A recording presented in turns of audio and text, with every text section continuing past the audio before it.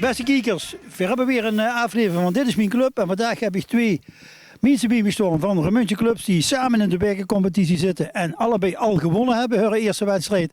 En Roel Doeb is de leider van RKVC.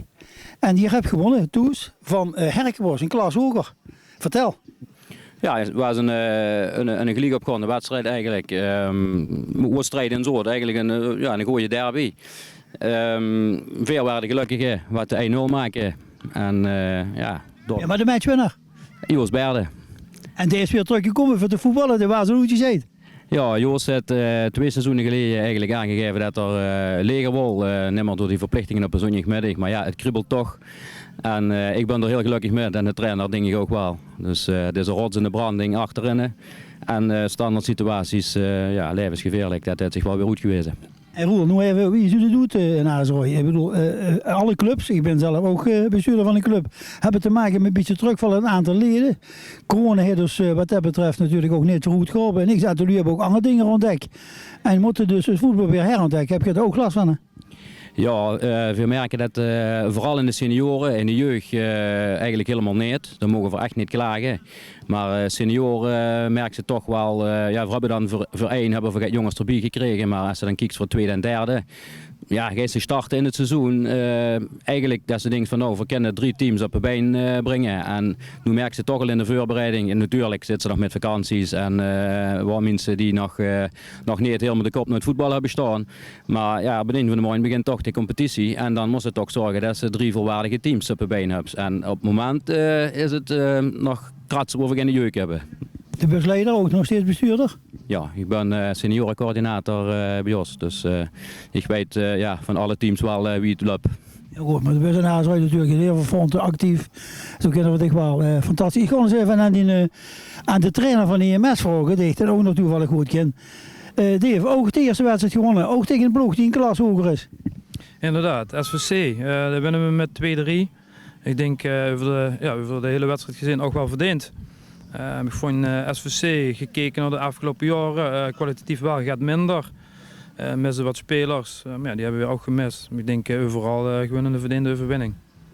En wie is de perspectief voor EMS voor de komende jaar, moet ik zeggen, na corona? Ik denk dat we weer ten eerste blijven mogen zien dat we weer mogen voetballen. En dat we dit jaar kunnen blijven voetballen, dat is het allerbelangrijkste. Nou, dan is het belangrijk om van wijk naar wijk te gaan kijken.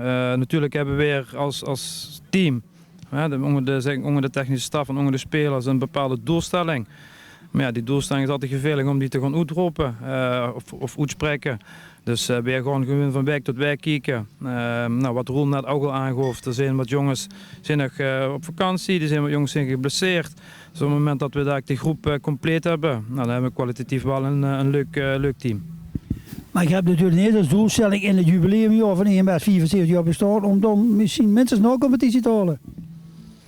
Ja, ik denk dat een van de mensen die wat bij ons voorzitter is, wat ook Ger zou willen natuurlijk. Ja, laten we vooropstellen, je moet voorzichtig zijn, maar ja, dat is wel wat we gaan willen. Tuurlijk, ik zou zelfs kampioen willen worden. Uiteindelijk moeten we allemaal realistisch zijn. En wat ik al zei, moet de puzzel moet op de goede plek vallen. En mits dat we gespaard blijven van schorsingen en blessures, nou, kunnen we wel een rol gaan spelen in deze klasse. Maar ja, wat ik al zei, dat moeten we van wijk naar wijk gaan bekijken.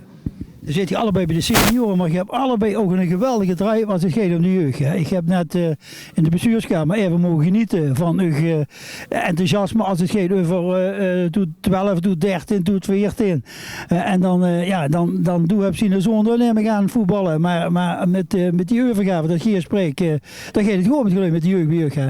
Ja, over de jeugd mogen we dus echt niet klagen. We hebben, als ik even gauw te kop moet zeggen, mini-F, onder 7, onder 9, onder 11, onder 13, onder 14. Werd er nog zoveel productie gemaakt in Azerooi? Ja, schijnbaar wel. En ze moeten corona, met over een paar jaar hebben we er nog meer. Ja, gaan weer meer senioren, die groeien allemaal. Hè. En ja, toen heb je die broer hier als jeugdcoördinator bij de club. En dat gaat ook fantastisch, of niet? Ja, laten we eerst zeggen, want veel mensen denken dat mijn broertje aier is dan mij, maar dat is mijn broertje nog. Dus hij moet tegen mij altijd zeggen broer. Dus dat heeft de wereld geholpen. Nee, maar inderdaad, wat je zegt, Dre, hij is fantastisch bezig met de jeugd. Ik denk dat dat niet alleen ten koste komt van mijn broertje, maar ik denk ook de jeugdleiders die wat al jaren mee bezig zijn. Waaronder ik zelf heb ook een team. En ik denk dat op het moment dat ze die kinderen naar de wedstrijd of op een training en dus die glunderen, ja, dat duidt heel veel. En ik moet zeggen, ik denk dat weer hetzelfde schuitje zit als Azerooi. Van de mini-F tot de U14. Nou, en ik moet wel zeggen, de U13 en de U14 die hebben echt een fantastische lichting. Dus ik hoop dat we daar over een aantal jaar profiet van kunnen hebben. Want uiteindelijk we hebben de jeugd uit de toekomst. Ja, dat wil ik eigenlijk naar beide clubs zeggen. Als je denkt, ik wil mijn zoon of mijn dochter bij een vereniging hebben die in ieder geval veel voor de jeugd uit, dan is Azoy natuurlijk en ook zeker EMS de juiste plek. Meld je bij een van die twee mensen, die weten in ieder geval de weg te wijzen. Ze kunnen ledige broeken, elk team kan ledige broeken. Ik wens ik allebei heel veel succes vanmiddag. Via zal de uitslag niet afwachten. Maar die mensen die de uitslag weten, die weten dat ook genoeg. Die van Azoy weten dat heel snel en die van EMS weten dat ook heel snel. Veel succes jongens. Bedankt Roel dat je me te woord hebt gezongen. En ik ook. Veel succes. Maak er het jongens van hè? En zeker met de jeugd. Hartstikke bedankt. Dit was weer een uitgave van Dit is mijn club. Ik zou zeggen, Roermond Nieuws. Maak het voor u mogelijk. Sport brengt het dichter bij jeugd. Met Roermond Nieuws. Dit is mijn club. Tot de volgende keer.